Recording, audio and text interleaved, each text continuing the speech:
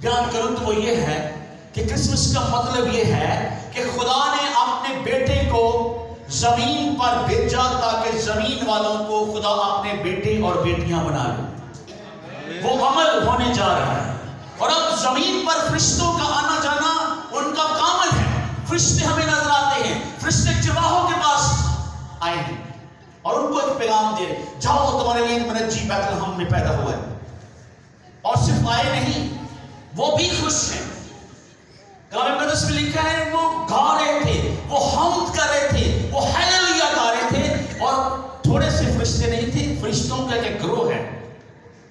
آسمان پر خوشی ہو رہی ہے.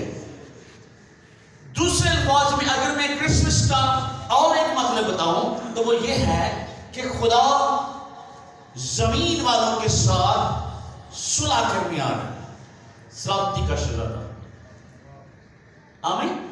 خدا نے زمین والوں کے ساتھ صلح کر لی ہے. جو رشتہ ٹوٹ گیا تھا، جو دراڑ پیدا ہو گئی تھی، خدا نے زمین والوں کے ساتھ صلح کرنے کا ایک پلان اور منصوبہ بنایا ہے. اور وہ منصوبہ پہلے سے طے شدہ تھا اور اب وقت آ گیا کہ خدا زمین والوں کے ساتھ صلح کرے. اور اس نے اپنے بیٹے کو زمین پر بھیج دیا ہے.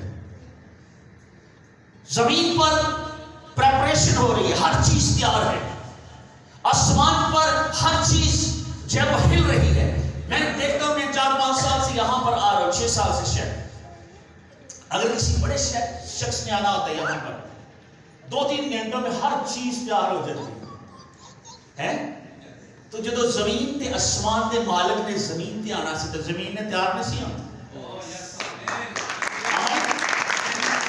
اور تیار کرنے کا والے کون ہیں؟ فرشتے. فرشتے تیار کر رہے ہر چیز کو. اب آسمان والا زمین پر آیا ہے.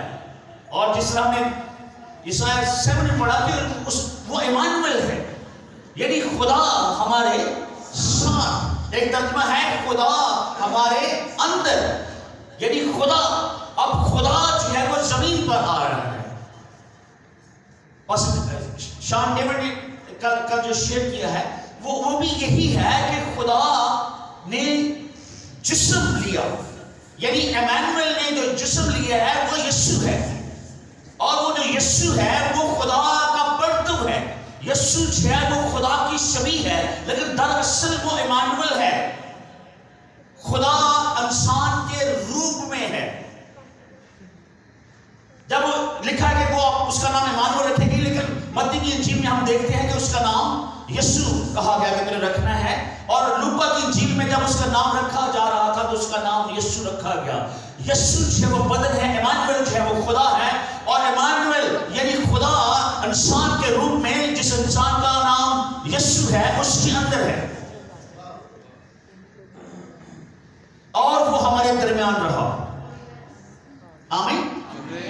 اور یوحنا کی انجیل اس کے پہلے باب 18 میں لکھا ہے کہ خدا کو کسی نے نہیں دیکھا، ایک اکلوتا بیٹا جو باپ کی گود میں ہے وہ اس نے اس کو ظاہر کیا. آمین. اس کا مطلب ہے کہ خدا ہمارے لیے انسان بنا.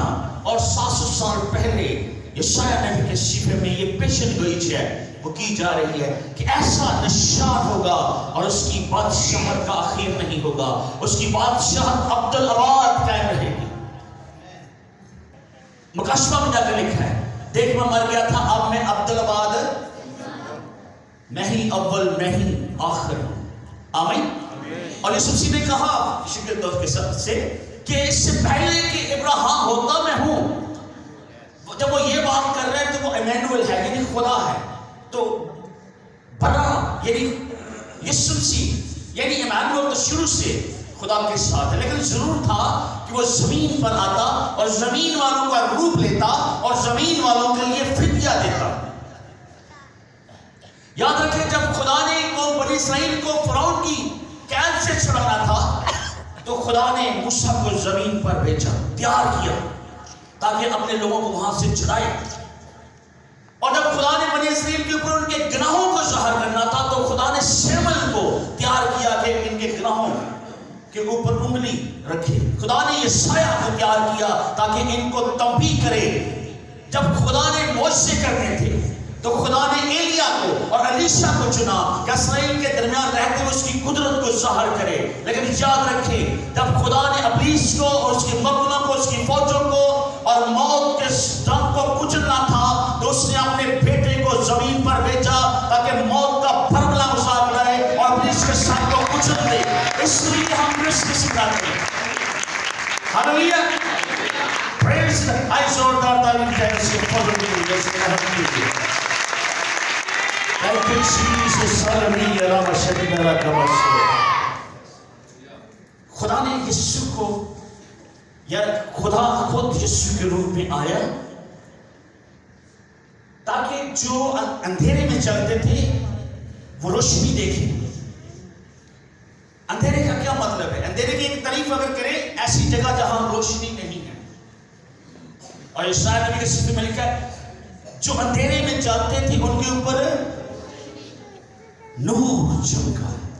اور جو موت کی سایہ کی وادی میں رہتے تھے ان کے لیے ایک امید اور ایک امید کی کرن جھاگی. اور امید کی کرن یہ ہے کہ خدا زمین پر آیا اور اس نے موت کو اور ابلیس کو شکست